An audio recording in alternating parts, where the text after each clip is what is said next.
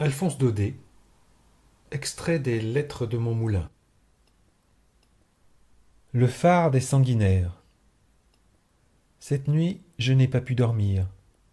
Le Mistral était en colère, et les éclats de sa grande voix m'ont tenu éveillé jusqu'au matin, balançant lourdement ses ailes mutilées qui sifflaient à la bise comme les agrès d'un navire. Tout le moulin craquait. Des tuiles s'envolaient de sa toiture en déroute.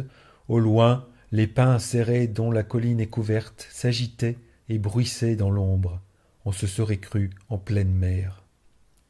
Cela m'a rappelé tout à fait mes belles insomnies d'il y a 3 ans, quand j'habitais le phare des Sanguinaires, là-bas, sur la côte corse, à l'entrée du golfe d'Ajaccio. Encore un joli coin que j'avais trouvé là pour rêver et être seul. Figurez-vous une île rougeâtre et d'aspect farouche. Le phare a une pointe, à l'autre une vieille tour génoise où, de mon temps, logeait un aigle. En bas, au bord de l'eau, un lazaret en ruine, envahi de partout par les herbes, puis des ravins, des maquis, de grandes roches, quelques chèvres sauvages, de petits chevaux corses gambadaient la crinière au vent.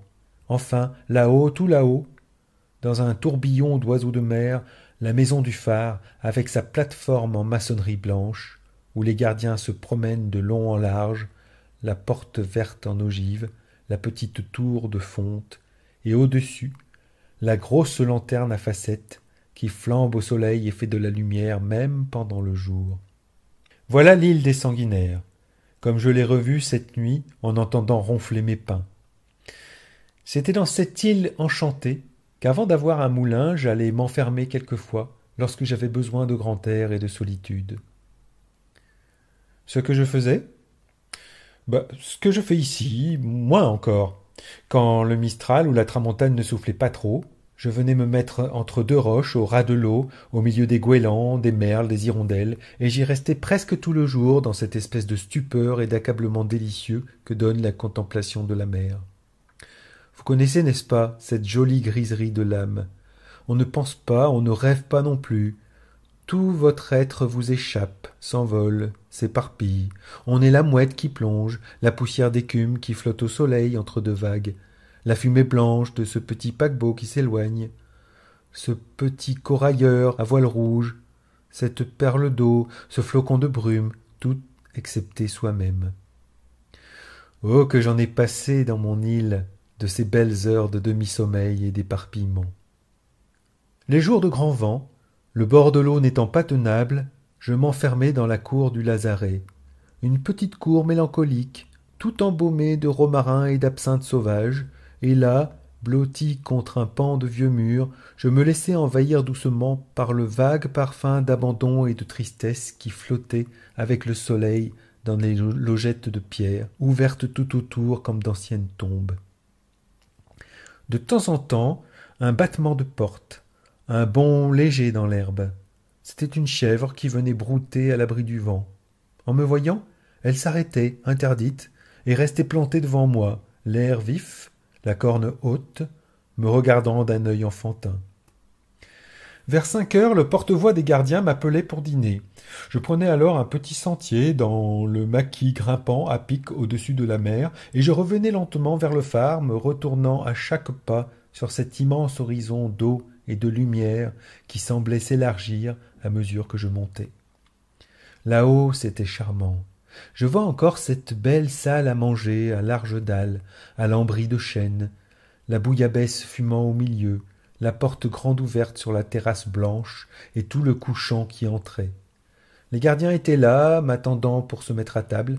Il y en avait 3, un Marseillais et 2 Corses, tous 3 petits, barbus, de même visage tanné, crevassé, le même pelone en poil de chèvre, mais d'allure et d'humeur entièrement opposées.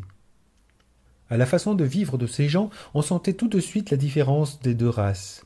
Le Marseillais, industrieux et vif, toujours affairé, toujours en mouvement, courait l'île du matin au soir, jardinant, pêchant, ramassant des œufs de gouaille, en s'embusquant dans le maquis pour traire une chèvre au passage, et toujours quelque aïoli ou quelque bouillabaisse en train. Les Corses, eux, en dehors de leur service, ne s'occupaient absolument de rien. Ils se considéraient comme des fonctionnaires et passaient toute leur journée dans la cuisine à jouer d'interminables parties de Scopal, ne s'interrompant que pour rallumer leur pipe d'un air grave et hacher avec des ciseaux, dans le creux de leurs mains, de grandes feuilles de tabac vert. Du reste, Marseillais et Corses, tous trois de bonnes gens simples, naïfs et pleins de prévenance pour leur hôte, quoique, au fond, il dût leur paraître un monsieur bien extraordinaire. Pensez donc, venir s'enfermer au phare pour son plaisir, eux qui trouvent les journées si longues et qui sont si heureux quand c'est leur tour d'aller à terre. Dans la belle saison, ce grand bonheur leur arrive tous les mois. 10 jours de terre pour 30 jours de phare, voilà le règlement. Mais avec l'hiver et le gros temps, il n'y a plus de règlement qui tienne. Le vent souffle, la vague monte, les sanguinaires sont blanches d'écume, et les gardiens de service restent bloqués 2, parfois 3 mois de suite, quelquefois même dans de terribles situations.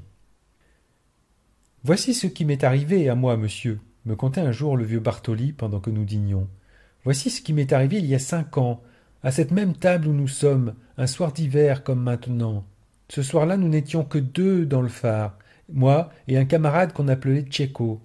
Les autres étaient à terre, malades, en congé, je ne sais plus. Nous finissions de dîner, bien tranquilles. Tout à coup, voilà mon camarade qui s'arrête de manger, me regarde un moment avec de drôles d'yeux et pouf, tombe sur la table, les bras en avant. Je vais à lui, je le secoue, je l'appelle. Hé, Tché, oh, Tché. Rien, il était mort. Vous jugez quelle émotion. Je restai plus d'une heure stupide et tremblant devant ce cadavre. Puis subitement cette idée me vint. Et le phare. Je n'eus que le temps de monter dans la lanterne et d'allumer. La nuit était déjà là. Quelle nuit, monsieur.